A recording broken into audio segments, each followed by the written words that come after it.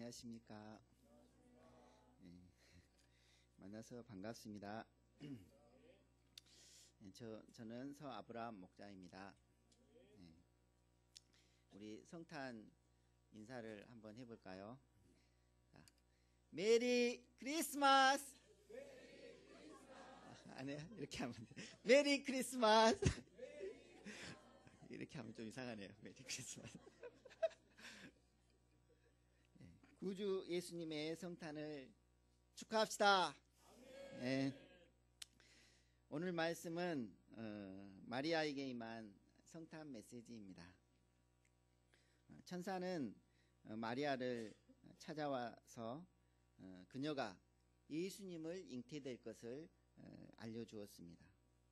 그리고 마리아에게서 태어날 그 아기 예수님은 지극히 높으신 하나님의 아들이라고 말해 주었습니다. 이는 마리아에게 임한 놀라운 은혜이고 또한 우리에게도 놀라운 소식입니다. 이 시간에는 우리가 마리아에게 임한 성탄 메시지를 공부하면서 성탄이 어떤 점에서 우리에게 은혜가 되는지 함께 살펴보고자 합니다. 이를 통해 우리도 성탄의 은혜를 충만히 덧입고 마리아와 같이 감동의 찬양을 할 수 있기를 간절히 기도합니다. 제1부 은혜를 받은 자여. 우리는 지극히 높으신 이라고 하면 당연히 세상의 중심에서 태어나야 한다고 생각합니다. 세상의 중심은 어디입니까? 서울 한복판, 뉴욕, 파리 등 세상의 이목이 항상 집중되는 곳이 지극히 높은 이의 출생 장소로 적격하다고 생각합니다. 그리고 하나님은 당신의 아들을 이 땅에 보내실 때 성모를 택할 때도 아주 까다롭게 선택하실 것 같습니다. 로마 왕궁이나 아니면 예루살렘 중심가에서 좋은 가문에 아주 지성적이고 아름답고 내면성도 훌륭한 그런 여인이 예수님을 낳아야 할 것 같습니다. 그러나 지극히 높으신 이의 아들 예수님의 탄생은 사람들이 전혀 주목하지 않는 갈릴리 나사렛이라는 총구석에서 시작합니다. 갈릴리는 당시 이방의 갈릴리라고 부를 만큼 멸시받는 아주 가난한 촌이었습니다. 나사렛은 갈릴리에 있는 조그마한 곳이었습니다. 이곳은 봄이면 뻐꾸기 소리가 들리고 음메 양들의 바이브레이션이 기분 좋게 들려오는 그런 곳이었습니다. 이런 곳에 사는 사람들은 배운 것도 많지 않고 겸손할 뿐 아니라 아주 순박합니다. 그런데 이곳에 한 쌍의 아름다운 청춘 남녀가 있었습니다. 그들은 다윗의 자손 요셉과 그와 정혼한 마리아였습니다. 산골 처녀 마리아가 정혼을 했을 때 그녀의 심정은 어땠을까요? 그 마음에 하나가득 결혼의 꿈으로 부풀어 있었을 것입니다. 요셉을 생각하면 요셉 한 번씩 그의 이름을 부를 때마다 마리아의 가슴은 금방 뻥 하고 터져버릴 것만 같았습니다. 조용한 시골 동네에서 처녀가 가장 행복할 때가 바로 이때가 아니겠습니까? 그런데 이때 한 천사가 분위기를 깨며 갑자기 나타났습니다. 이때는 엘리사벳이 임신한 지 여섯째 딸이 되는 때였습니다. 그러나 여기에는 그것 이상의 의미가 있습니다. 하나님은 창세기 3장 15절에서 타락한 인간에게 여자의 후손 가운데서 메시아를 보내주시겠다고 약속하셨습니다. 그 후로 오랜 세월 동안 그 약속이 선지자들을 통해서 내려오다가 마침내 하나님이 이 땅에 메시아를 보내주시는 그 약속의 성취를 이루는 바로 그 때가 되었습니다. 천사가 나타나서 마리아에게 말했습니다. 은혜를 받은 자여 평안할지어다.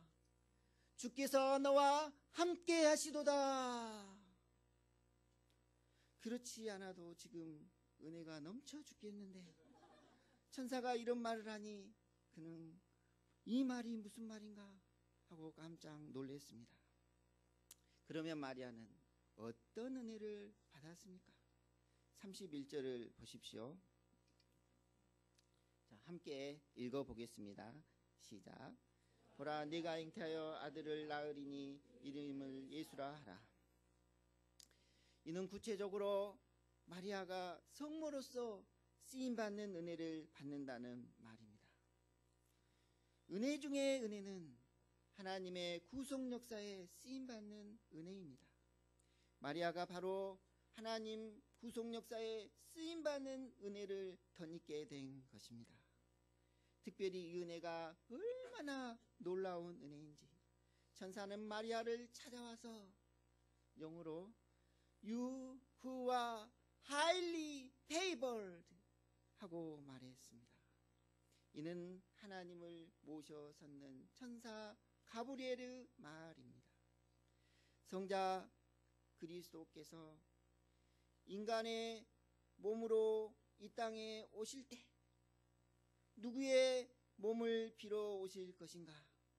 이는 구속 역사가 시작된 이래 하늘나라에서도 초미의 관심사였을 것입니다. 천사들도 알기를 원하는 바였을 것입니다. 그런데 이 은혜가 바로 시골 처녀 마리아에게 임했습니다. 이에 천사는 이 은혜를 받은 마리아를 심히 부러운 듯 보면서 highly favored, 매우 은혜 받은 자여 하며 축복해 준 것입니다. 옆 사람을 보면서 천사가 하는 표정으로 highly favored 한번 해볼까요? 매우 은혜 받은 자여. 이처럼 본문에서 말하는 은혜는 은혜 받은 자가 맡은 직분, 곧 사명과 관련된 은혜입니다. 그래서 사도 바울은 우리가 은혜와 사도의 직분을 받았다고 함으로써 은혜와 사명을 동일시했습니다. 그러므로 우리가 사명을 받았다는 것은 곧 은혜를 받았다는 것입니다. 그런데 사람들은 구원의 은혜를 누리고 축복받기는 원하지만 사명은 매우 부담스럽게 생각합니다. 왜 그럴까요? 이는 은혜의 개념을 자기 중심적으로 생각하기 때문입니다. 다시 말하면 은혜의 개념을 거저 받고 거저 누리고 거저 즐기는 그런 값싼 은혜만으로 생각하기 때문입니다. 물론 이것도 은혜지요. 그러나 이것은 우리의 인격을 변화시키지는 못합니다. 우리의 삶을 변화시키지도 못합니다. 더 나아가 역사를 창조할 수도 없습니다. 진정한 은혜는 반드시 사명과 관련되어 있습니다. 이것이 성경이 가르치는 바입니다. 이 은혜는 우리의 인생을 정말 값지게 하고 정말 풍성케 하고 정말 위대하게 합니다. 그런데 이 은혜에는 사명을 감당하는 데 따르는 아픔도 같이 따릅니다. 자기를 희생해야 하는 아픔, 자기 꿈을 깨야 하는 아픔, 사람들로부터 오해받는 아픔, 십자가를 지는 아픔, 여러 가지 아픔이 함께 있습니다. 은혜가 큰 만큼 아픔도 큽니다. 그러나 아픔이 있기 때문에 그 사명은 더욱 고귀한 것입니다. 아픔이 그 은혜를 더욱 값지게 합니다. 본문의 마리아도 하나님의 주신 사명이 없었다면 한평생 평범한 여자의 일생을 살았을 것입니다. 아기 낳고, 아기가 많이 낳는데 아기 낳고 자식 키우고 목수의 아내로서 밥하고 빨래하고 김장하고 남편 뒷바라지 하다 보면 그 곱던 피부에 쪼글쪼글 주름살이 생기고 윤기 나던 그 검은 머리는 인생의 흰 눈이 내려 하얀 머리가 되고 허리는 굽어지고 아이고 아이고 소리가 납니다. 그녀는 이런 평범한 삶을 살다가 갈릴리 바다의 물거품처럼 사라질 수밖에 없는 그런 의미 없는 인생이었습니다. 아무도 마리아를 기억하지 않을 것입니다. 역사에는 이런 여인이 수없이 많이 있다가 지나갔습니다. 이처럼 사명 없는 인생은 비참할 수밖에 없습니다. 그러나 마리아는 하나님의 은혜로 부르심을 받아서 모든 인류가 근무하는 성모 마리아가 되었습니다. 그녀가 성모가 되기 위해서는 정말 많은 아픔을 감당해야 했습니다.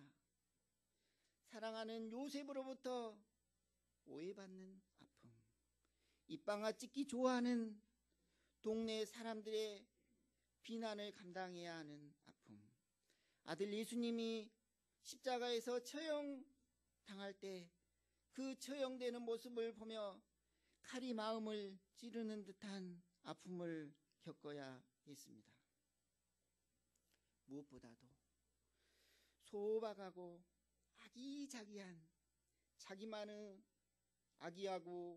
자기하고만 있는 그런 아기자기한 꿈을 깨는 아픔이 있었습니다. 아기자기한 꿈이 정말 크지 않습니까?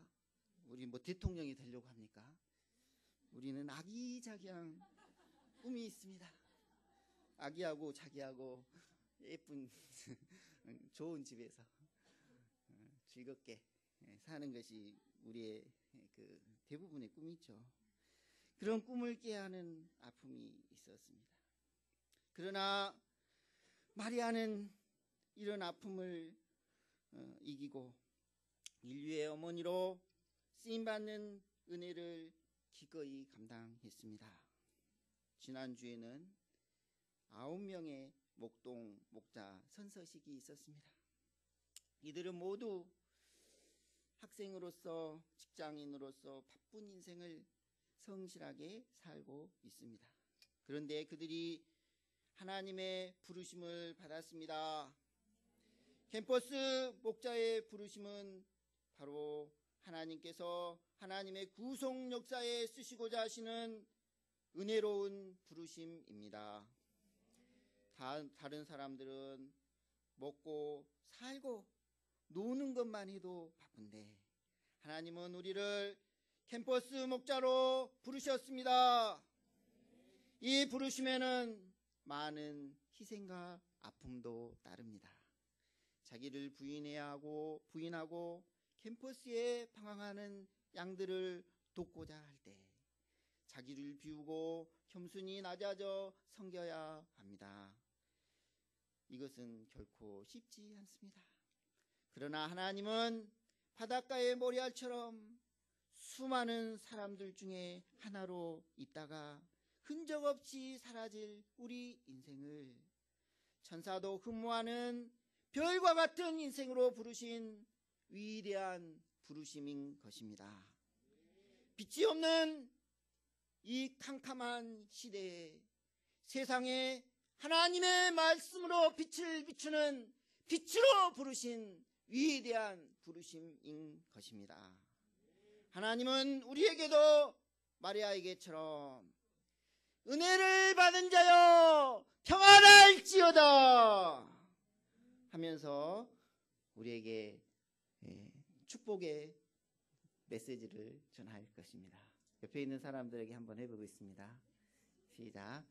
은혜를 받은 자여 평안할지어다. 주께서 함께 하시도다. 아멘. 제2부 우리들의 영원한 왕이 되신 예수님. 그러면 마리아에게서 나실 예수님은 어떤 분이십니까? 32절, 33절을 보십시오. 자, 함께 읽어보겠습니다. 시작. 그가 큰 자가 되고 지극히 높으신 이의 아들이 일컬어질 것이요 주 하나님께서 그 조상 다윗의 왕위를 그에게 주시리니 영원히 야곱의 집을 왕으로 다스리실 것이며 그 나라가 무궁하리라. 마리아가 낳게 될 장차 그 하나님의 아들 예수님은 우리들의 영원한 왕이 되십니다. 어떤 점에서 그렇습니까? 그분은 첫째, 큰 자가 됩니다. 여기서 크다는 말은 영어로 great, 헬라어로는 메가스로서 가장 높은, 웅장한, 가장 위대한이란 의미를 지니고 있습니다. 어떤 점에서 그렇게 가장 위대하니까? 예수님은 그 내면이 정말 위대하십니다. 이런 분은 찾아볼 수가 없습니다. 세상에 힘센 사람 칭기스칸처럼 또 지금엔 누가 제일 힘이 센가 세상에서 누가 제일 힘이 센가는 잘 모르겠어요. 트럼프는 아무튼 미국 대통령이 될 사람 아무튼 그런 분은 많이 있습니다. 그러나 예수님은 그 내면이 위대하십니다. 예수님은 온유하시고 예수님은 겸손하십니다. 우리는 앞에서 지극히 높으신 하나님의 아들이 낮은 곳에 임했다고 배웠습니다. 예수님이 태어난 곳은 마구간이었습니다. 또 예수님이 누인 곳은 말밥통, 말구유였습니다. 예수님의 직업은 목수였습니다. 당시 목수는 동네 일꾼 같은 사람입니다. 지극히 높으신 하나님의 아들이 아니 이런 모습으로 오시다니 얼마나 겸손하십니까? 이런 예수님이셨기 때문에 예수님은 죄로 병들고 교만하고 불의한 우리들을 능히 섬기실 수 있습니다. 우리 목자님들 양들 섬기기 얼마나 어렵습니까? 겸손하다면 누구나 섬길 수 있죠. 그런데 그들이 얼마나 교만하고 사람 보기를 뭘로 알고 그렇습니까? 그런데 예수님은 그런 사람을 능히 섬길 수 있습니다. 예수님은 정욕으로 병들어 있는 사마리아 여인, 내면이 깊은 이기심으로 꼬부라진 세리를 불쌍히 여기고 겸손과 온유로 이들과 대화하시고 섬겨주셨습니다. 무기력으로 누워있는 냄새나는 중풍병자, 온몸이 문둥병에 들려서 괴물같이 보이는 문둥병자를 불쌍히 여기고 겸손으로 섬겨주시고 치료해 주셨습니다. 이 예수님은 어떤 사람도 사랑으로 섬기는 내면이 정말 바다같이 넓은 하나님의 아들이 되십니다. 과연 이런 분을 이 세상에 찾아볼 수 있습니까? 힘센 사람은 좀 찾아볼 수 있을 것 같아요. 빌 게이츠 아니면 이렇게 등등등 있으신데 그렇지만 이런 분, 바다같이 넓은 이 내면성을 가진 분을 과연 세상에서 찾아볼 수 있습니까? 그렇지만 예수님은 또한 위대한 능력의 소유자이십니다. 예수님은 지극히 높으신 하나님의 아들로서 하나님의 신성을 가지고 계신 분이십니다. 예수님의 말씀하시면 귀신이 쫓겨나갔고 어떤 불치병도 다 치유해 주셨습니다. 산같이 덤벼드는 파도를 바라보면서 두려워하기는커녕 잠잠하라 하심으로 바람과 파도도 잠잠케 했습니다. 문둥병, 중풍병, 장님, 벙어리, 열병, 꼬그라진 허리, 혈루병 등 각가지 병도 다 고쳐주셨고 배고픈 무리들을 위해서 오병이어 기적을 일으켜서 5,000명이나 되는 많은 사람도 먹이셨습니다. 이 예수님은 그 본체 자체가 하나님이시고 천지 창조의 주가 되십니다. 이것뿐입니까? 무엇보다도 예수님이 위대하신 것은 죄인인 우리를 위해서 자신을 대속의 제물로 십자가에 드렸다는 것입니다. 죄 가운데 고통하고 결국에는 하나님의 무서운 심판을 받아서 활활 타오르는 유황불에 타서 지옥에 던져져서 고통받을 영원한 고통을 당할 우리들을 예수님은 불쌍히 여겨 주셨습니다. 그래서 예수님은 우리들을 구하시고자 마침내 자신이 십자가에 못 박혀서 대속의 제물로 죽으셨습니다. 십자가는 큰 수치고 큰 고통이고 큰 저주의 상징입니다.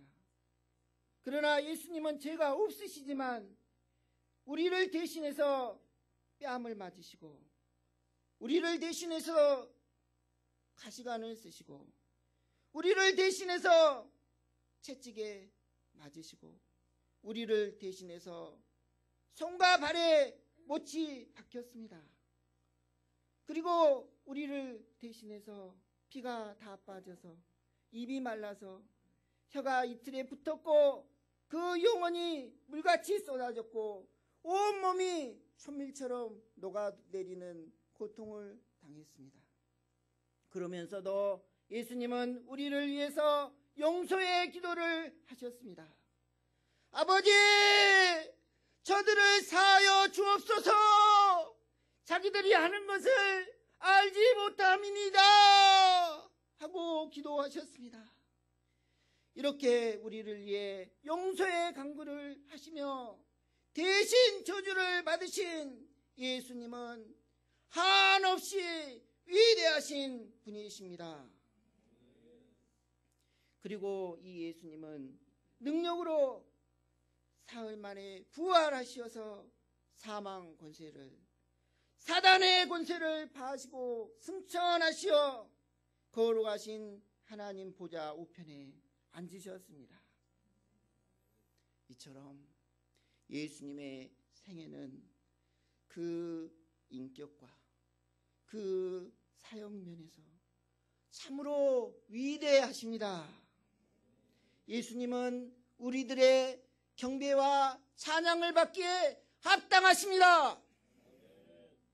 둘째로 나실 아기 예수님은 장차 다윗의 위에 앉아서 우리를 영원히 다스릴 왕이 되십니다. 32절 하반절, 33절을 한번 읽어보겠습니다. 시작. 주 하나님께서 그 조상 다윗의 왕위를 그에게 주시리니 영원히 야곱의 집을 왕으로 다스리실 것이며 그 나라가 무궁하리라. 여기서 다윗의 왕이란 상징적인 의미인데, 이는 다윗 왕이 그랬던 것처럼 예수님은 사랑과 평강, 공평과 정의, 은혜와 진리로 다스리시는 왕이 되십니다. 이 예수님이 왕이 되실 때 우리 인생들이 사단의 권세에서 벗어나 그 마음에 평강을 얻고 참 자유와 생명을 얻을 수 있습니다. 이 예수님이 다스릴 때만이 우리 인생들의 모든 문제가 해결될 수 있습니다. 예수님이 보좌에 앉아 다스리는 하나님 나라가 임할 때 비로소 우리들의 눈에서 눈물이 씻겨지고 다시는 사망이 없고 애통하는 것이나 곡하는 것이 없게 됩니다. 보좌에 앉으신 이 어린 양 예수님만이 이 죄악된 세상을 치료하며 만물을 새롭게 하실 수 있습니다. 그때 비로소 사랑과 은혜, 진리와 공평이 충만한 하나님 나라가 이루어질 것입니다. 아멘. 지난주 주일 목자 선서를 한 많은 목자님들이 있었는데, 그 중에서 이진아 목자님은 가난한 집안 환경으로 인해서 제때 학비를 내지 못하여 칠판에 이름이 적어지고 선생님께 불려가는 수모를 당하기도 했습니다. 또 부정확한 발음으로 친구들에게 놀림과 무시를 당하는 인생을 살았습니다. 그래서 그녀는 돈을 벌고자 외지에서 힘든 직장 생활을 했습니다. 그러나 외지 학사이지만 꾸준한 성경 공부와 목자님들의 헌신적인 사랑을 통해서 하나님의 크신 사랑을 영접하게 되었습니다. 이로 인해 그는 돈에 찌든 인생에서 어려운 가정을 돕고 섬기는 사랑의 사람으로 변화될 수 있었습니다. 어느 누가 우리 진아 목자님의 아픔과 슬픔을 위로하고 병든 내면을 치료해서 사랑을 베푸는 사람으로 변화시킬 수 있겠습니까? 또 저는 안태용 목자님 통해서도 은혜를 받았습니다. 안태용 목자님은 키도 크고 잘생겼는데 고등학교 시절 어떤 이유인지 이제 알죠. 고등학교 시절 친구들을 괴롭히는 일명 일진 같은 생활을 잠깐 하였고, 또 공부를 잘 못한다고 아버지에게 무시를 받았습니다. 그로 인해 그는 집에도 잘 들어가지 않고 혼자 알바를 하며 힘든 대학 생활을 하였습니다. 그러나 성경 공부를 통해서 하나님을 만나게 되고 만나고는 알바와 대학 생활로 바쁘지만 어찌하든지 하나님의 말씀을 듣고자 주일 예배와 파티 예배에 빠지지 않고자 했습니다. 저는 이 말씀을 듣고 참 놀랍다. 양들 진짜 말씀 듣기 싫어서 이렇게 삔질삔질하고 도망다니는데 와, 대단하다고 생각했습니다. 왜냐하면 하나님의 말씀을 들어야지 그 마음의 진정한 마음의 평안을 얻기 때문이라고 그의 소감을 듣고 그렇구나 하는 생각이 들었습니다. 저는 우리 목자님들의 소감을 들으면서 과연 누가 진정한 왕이신가 하는 생각이 들었습니다. 우리의 마음에 죄와 사단이 왕이 된다면 그 마음에는 평화가 없습니다. 그러나 우리 마음에 예수님이 왕이 될 때 우리 마음은 평화가 넘칩니다. 우리나라도 박근혜 대통령과 최순실 씨 때문에 많은 어려움을 당하고 있습니다. 박근혜 대통령은 지금은 애매한데 대통령이지만 애매한 대통령이지만 그 마음이 과연 평강이 넘칠까 생각이 듭니다. 결코 평강이 없을 것입니다. 그것은 그 마음에 예수님이 계시지 않고 죄와 사단이 그 마음을 다스리기 때문에 고통하는 것입니다. 그의 다스림을 받는 우리나라도 동일하게 고통받고 있습니다. 이와 반대로 우리 옆에 계시는 목자님들, 목동님들, 양님들의 얼굴을 보십시오. 얼굴이 달덩이 같지 않습니까? 왜 대답이 없습니까? 그것은 우리가 아직 가진 것이 없지만 우리 마음을 큰 자요 다윗의 왕위를 가진 예수님께서 다스리기 때문에 우리의 얼굴이 달덩이처럼 밝은 것입니다. 알고 있었습니까? 그렇지 않은 사람은 예수님의 다스림을 받도록 기도하고 새롭게 은혜 받고자 해야 되겠습니다. 그런데 이게 중요한데 그 예수님의 왕위는 잠깐 있다가 멈추는 것이 아닙니다.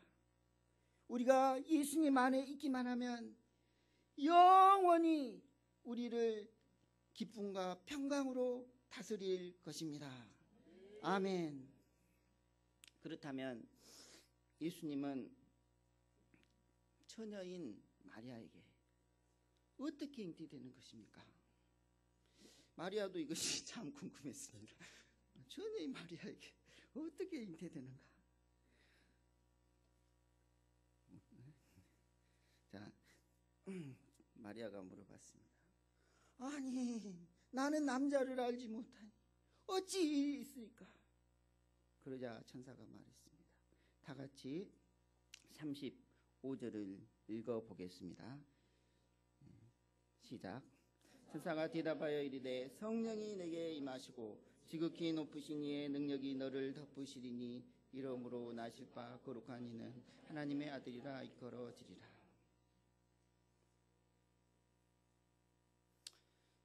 도저히 이해가 안 되는 말입니다. 처녀가 잉태하다니. 마리아가 처녀로서 잉태한다는 것은 인간 이성으로 도저히 이해할 수 없는 일입니다. 그러나 천사는 이렇게 말했죠. 전능하신 성령께서 마리아에게 임하고 그녀를 덮을 때 이 일이 가능하다는 것입니다. 성령은 생명을 잉태케 하는 분이십니다.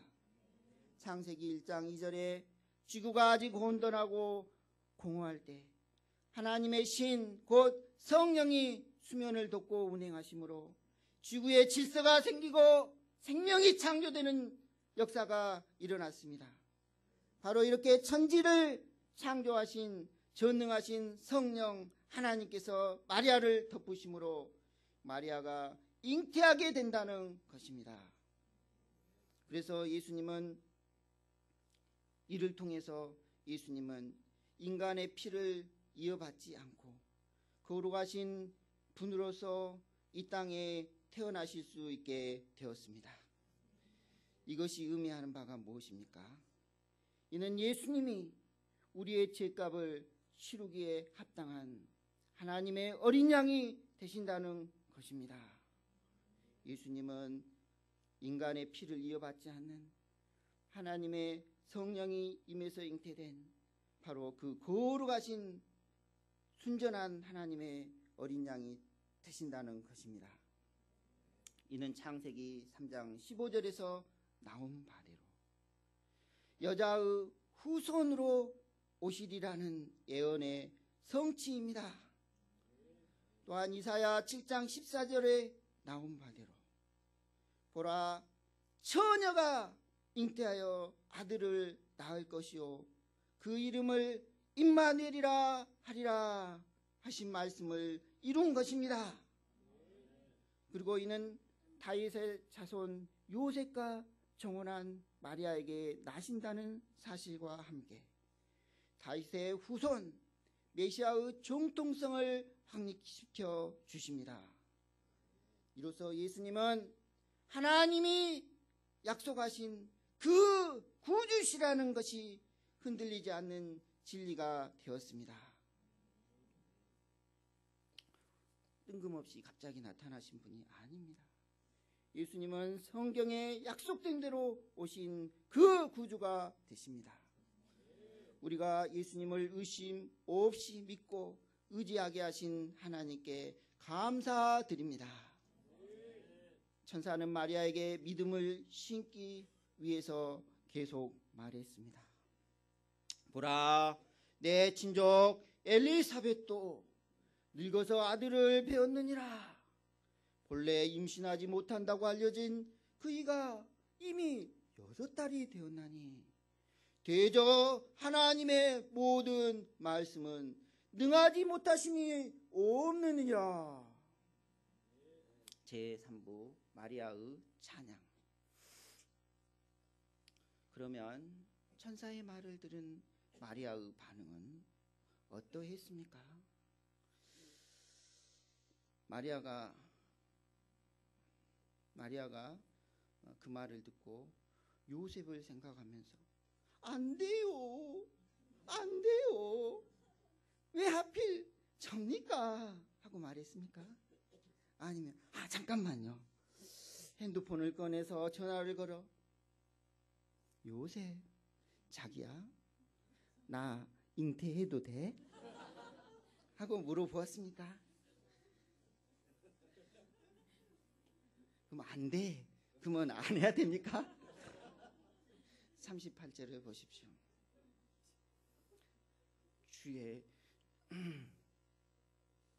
주의 여종 이오니 말씀대로 내게 이루어지리다. 이는 마리아의 자립적인 결단입니다. 사실 인간적으로 생각하자면 마리아는 이런 식으로 결단하면 안 됩니다. 부모의 의견도 존중되어야 할 뿐만 아니라 이미 정혼을 했으면 요셉 가문에 속한 사람으로서 이런 일이 닥치면 당연히 요셉과 상의도 하고 그 결정에 아주 신중을 기해할 것 같습니다. 만약 마리아가 이런 식으로 결단하면 약혼한 요셉은 잉태한 마리아에게 실망한 나머지 일하던 대패를 휘두르면서 난동을 피우다가 배신감을 이기지 못해 미쳐버릴 수도 있습니다. 요셉은 그렇지 않았습니다. 그렇게 생각할 수도 있죠. 그러나 마리아는 그럼에도 불구하고 완전히 자립적인 결단을 했습니다. 하나님의 뜻이 임할 때 마리아는 그 누구의 딸도 그 누구의 약혼자도 아닌 오직 주의 여종일 뿐이었습니다. 그래서 그녀는 바로 그 자리에서 주의 여종이오니 말씀대로 내게 이루어지리이다. Yes, Lord 하며 성탄 역사에 온전히 헌신했습니다. 우리가 평소 주의 종으로서 자신을 발견하며 어느 때에도 주께서 원하실 때 Yes, Lord 할 수 있는 믿음을 가져야 하겠습니다. 우리 가운데 이런 마리아와 같은 자매님들, 형제님들이 많이 나올 수 있길 기도합니다. 마리아의 분명한 대답이 있자 천사 가브리엘은 안심하고 떠났습니다. 천사가 떠나간 후 마리아는 어떻게 했습니까? 39절을 보십시오. 마리아는 일어나 빨리 나사렛에서 약 150km나 떨어진 유대 산중에 있는 엘리사벳을 찾아가 문안했습니다. 이는 천사의 말을 확인하며 하나님이 이루신 역사를 보고 배우며 믿음을 얻기 위함이었습니다.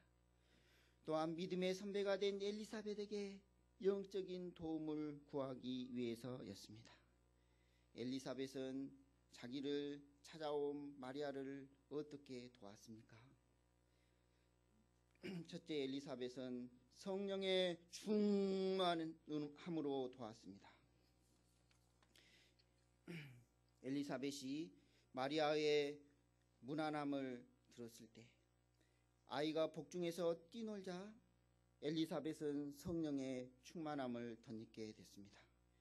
그리고 그녀는 큰 소리로 마리아에게 확신과 믿음을 심어주었습니다. 42절을 보십시오. 여자 중에 내가 복이 있으며 내 태중의 아이도 복이 있도다. 만일 엘리사벳이 인간적인 사람이었다면 이렇게 말했을 것입니다.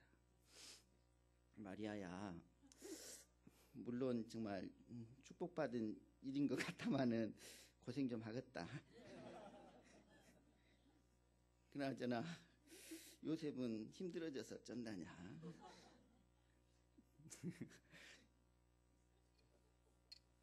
이것이 바로 하나님이 이루시고자 하는 일을 생각하기보다는 사람을 먼저 생각하는 인본주의입니다. 이런 인본적인 사람들은 우리를 참 잘 이해해주고 뭔가를 이루하는 것 같지만 사실 우리로 하여금 하나님 역사를 불신하게 하고 또 여기서 멀어지게 하는 사람들입니다.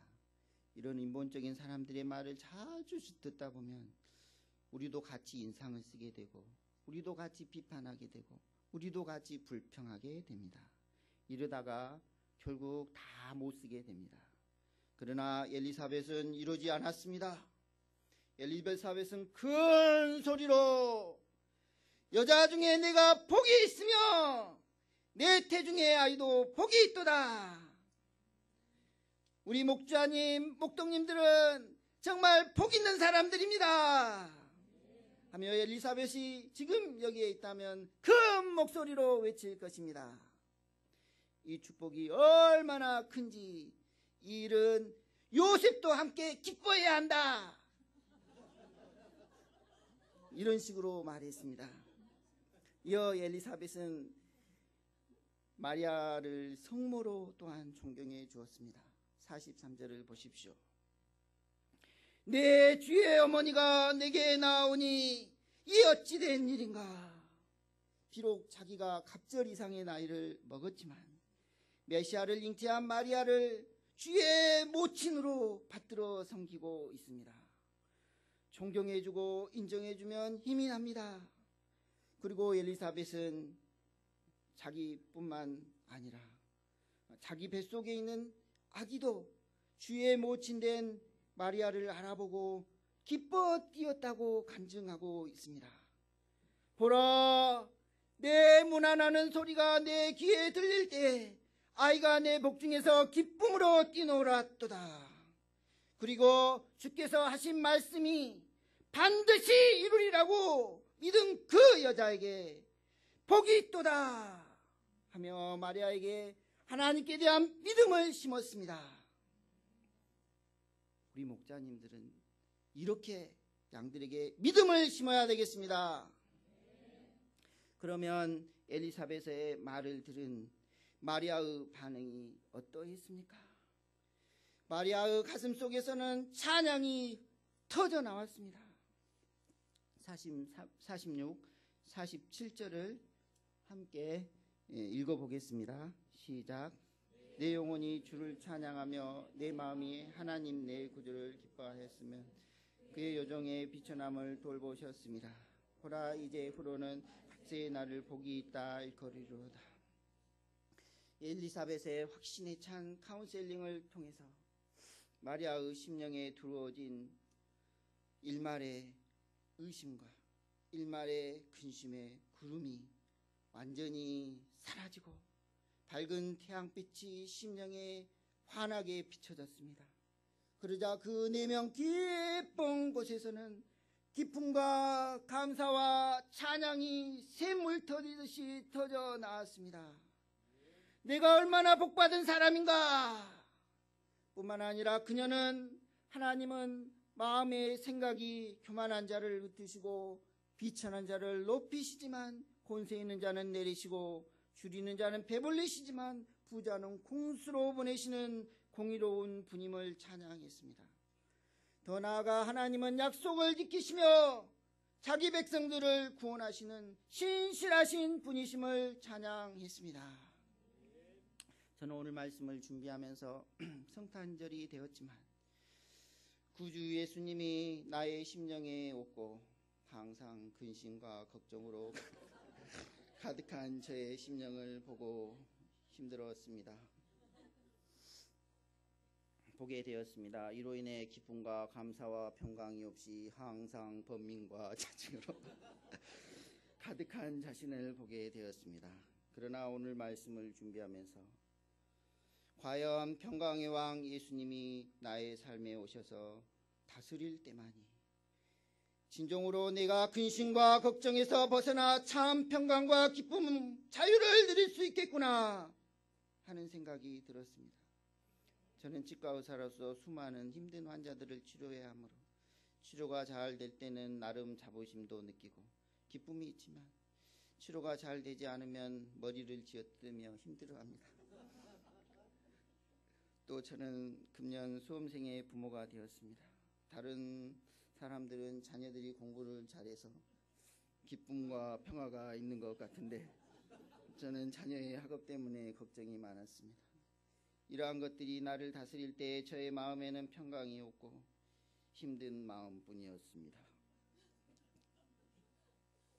그러나 오늘 말씀을 준비하면서 이 나의 삶 속에 예수님의 다스림을 받는 것이 정말 중요하구나 하는 생각이 들었습니다.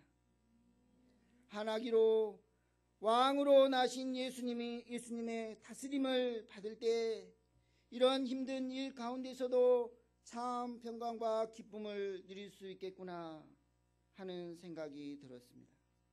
제가 다시금 환하게 예수님의 다스림을 받고자 예수님의 말씀을 깊게 묵상하고 예수님의 말씀에 은혜 받고자 하고 그 말씀으로 기도하고 그 말씀에 순종하는 삶을 살아서 예수님의 다스림을 받아 참 평강이 넘칠 수 있기를 간절히 기도합니다. 결론 2016년 구주 성탄을 찬송합니다. 우리도 한번 해봅시다. 시작. 2016년 구주 성탄을 찬송합니다. 어지럽고 고통으로 가득 찬 세상에 오직 구주 예수님만이 인생들의 참 소망이 됨을 발견하고 감사합니다. 이 예수님이 지극히 높으신 이의 아들이셨지만 죄 가운데서 병들어 고통 가운데 거할 수밖에 없는 우리를 구원하시고자 말구유 마구간에 나셨습니다. 그리고 십자가에서 우리의 죄악과 질고를 담당하시고자 우리들의 모든 죄를 다 십자가 위에서 사해 주시고 우리들의 주요 영원한 왕이 되셨습니다. 이 예수님께 감사와 찬양을 드립니다. 하나님께서 우리들의 심령을 축복해 주시고 이번 성탄절에 마리아와 같이 나에게 임한 하나님의 은혜를 묵상함으로써 심령 깊은 곳에서 나오는 감격과 찬송의 시를 하나님께 돌려드릴 수 있기를 간절히 기도합니다. 아멘. 예, 함께 누가복음 1장 33절 말씀 읽고 기도하고 마치겠습니다. 시작. 영원히 야곱의 집을 왕으로 다시 지을 것이며 그 나라가 무궁하리라. 하나님 아버지, 하나님께서 정말 메시아 되신 예수님을 비천한 우리들을 위해서 이 땅에 마리아를 통해서 보내주셔서 참으로 감사합니다. 과연 우리가 예수님을 몰랐다고 하면 아직도 캄캄한 어두운 가운데 자기가 지은 죄들로 인해서 죄의 쓴 열매를 먹으면서 고통 가운데 처하다가 활활 타오르는 지옥 유황불에서 고통받을 수밖에 없었습니다. 그러나 이 땅에 예수님을 보내주심으로 우리가 이 죄악의 고통에서 벗어나서 하나님을 섬기는 예수님의 다스림을 받으면서 참 평강을 누리는 삶을 살게 해주심을 참으로 감사합니다. 예수님, 우리에게 오셔서 우리를 다스려 주십시오. 죄악을 벗어나게 하시고 죄악을 끊게 하시고 어려운 일이 있다면 물리쳐 주셔서 우리에게 평강이 넘치도록 도와주시고 우리를 영원토록 다스려 주옵소서. 예수님 이름으로 기도드렸습니다. 아멘.